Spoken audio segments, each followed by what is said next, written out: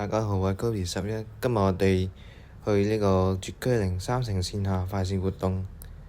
呢個活動係香港第一次搞嘅，有好多唔同嘅獎品啦。咁我第二日嚟呢，已經好多人喺度排緊隊㗎啦，隊尾已經排到上去電梯後嘅位置啊。見到前面呢，就係攞禮物嘅地方啦，排晒長龍啦，人龍就係咁啦。近年呢個 QR Code 呢，就可以掃碼同埋填問卷，填問卷呢，可以關注下絕區零官方帳號，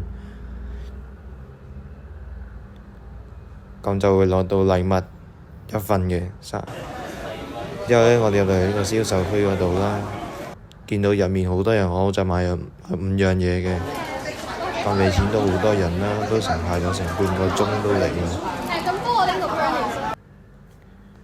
入面就係咁啦，咁我呢就買咗481蚊港幣嘅，咁就送3件套嘅，滿400蚊。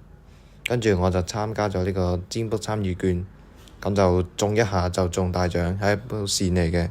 我哋返屋企開箱啦，咁就全部獎品都攞晒返嚟咁滯啦。以上係總結嚟嘅。